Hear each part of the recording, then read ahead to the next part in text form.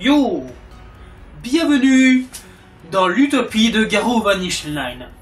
Alors, tout simplement, on avait laissé nos héros d'un épisode, Sword et Sophie, se retrouver connectés au monde virtuel d'Eldorado, donc le vrai Eldorado, et Luke qui apparemment se battait contre Queen.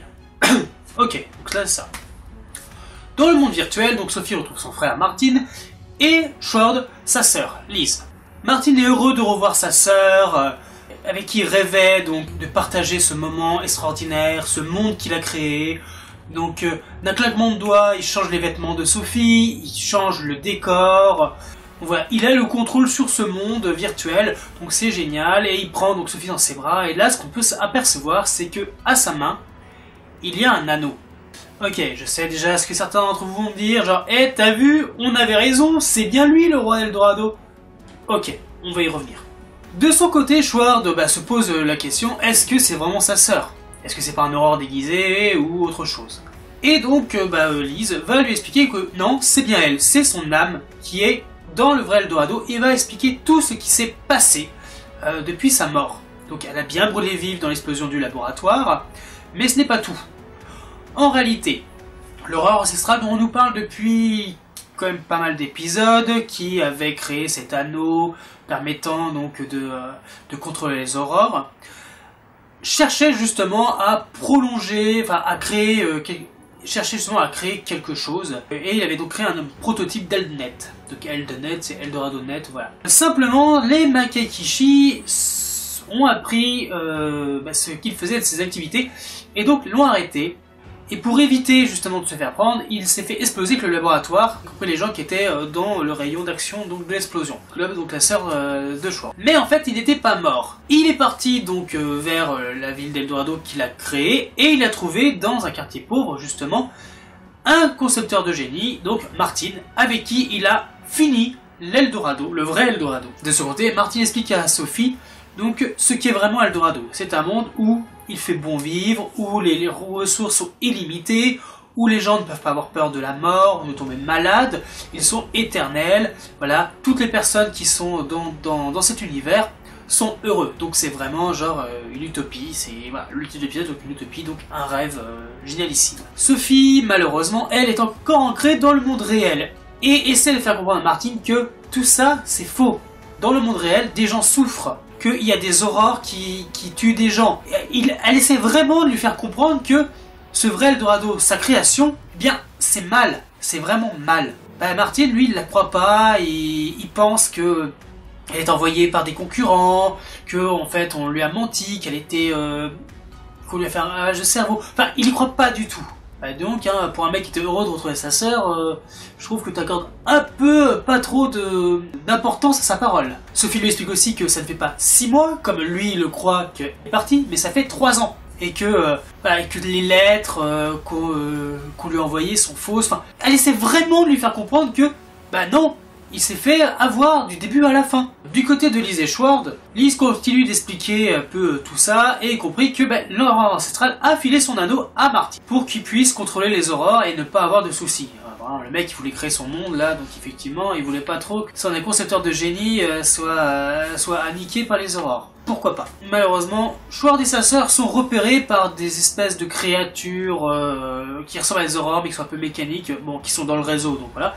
Qui sont en fait là pour justement éliminer les bugs ou les programmes donc ils sont coursés, tout ça. Ils continuent à expliquer les choses, et elle explique aussi que si elle a réussi à survivre, d'avoir son libre arbitre dans le monde d'Eldorado, c'est parce qu'elle est de la lignée des Chevaliers d'Or.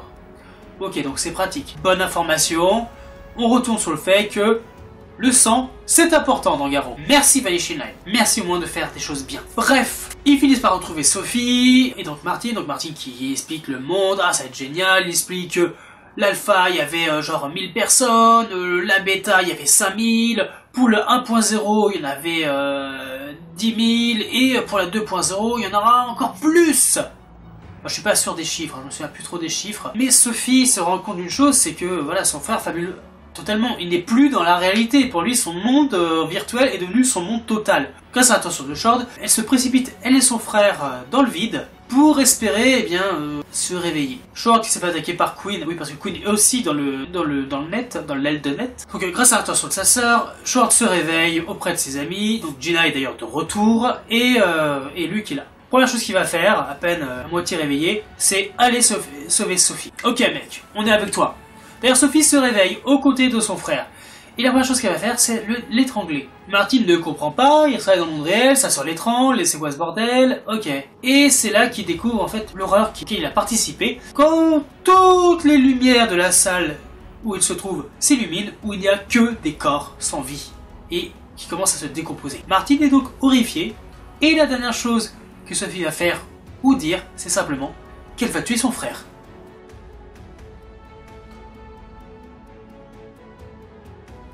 Bon, je vais pas mentir, je vais être honnête. De 1, bon épisode. C'est une surprise. C'est vraiment une surprise. C'est un bon épisode. Après, ce genre d'épisode avec quand même des révélations, des explications concrètes, c'est trop tard.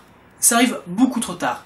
Genre le scénario s'est posé dans des méandres interminables de on s'en fout, il y a beaucoup de choses on s'en foutait. Ce genre d'expérience, ce genre de révélation, c'était attendu beaucoup plus tôt. Là, on est à la fin de la série, ces révélations-là auraient dû être beaucoup plus tôt. Bon, j'arrête pas de le répéter, mais bon, voilà. Ensuite, Martin, roi d'Eldorado. Ok, bon, c'est lui qui a l'anneau, c'est lui qu'on appelle King. A priori, c'est les gens qui l'appellent comme ça, mais il n'est pas trop d'accord. Ok, allez, sur le papier, les gens qui disaient ça, vous aviez raison. Pas de soucis, ok.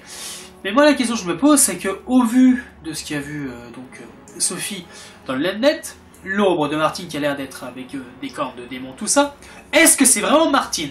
Ou est-ce que c'est pas justement l'aurore ancestrale qui, eh bien, a possédé le corps de Martin? Et que Martin, vu qu'il a une forte personnalité, ou même juste il est juste endormi, l'aurore, bah voilà, il attend juste son heure pour se réveiller.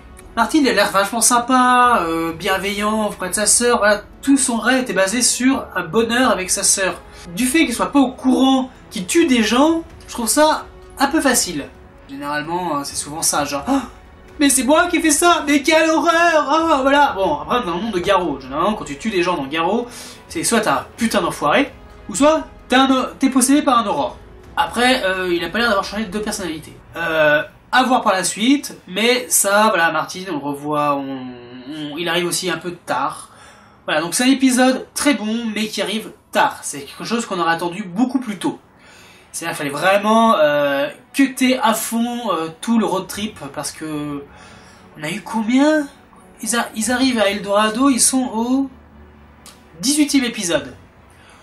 On est parti à peu près au 9e ou 10e. Donc 8 épisodes de road trip. Non, tu fais ça en 3 et après tu vas à fond. Voilà. Bon après, ce n'est que mon avis. L'épisode était très sympa, moins quelconque et banal que les deux précédents. Donc ça, c'est un bon point. Ensuite, bah on va voir ce qu'ils font avec les 4 derniers parce que moi je veux bien, mais là ça va s'enchaîner peut-être trop vite. Donc voilà. Voilà. Donc bah, dites-moi ce que vous avez pensé de l'épisode, et puis on se retrouve la semaine prochaine, sans faute, pour l'épisode 21. Allez, bye!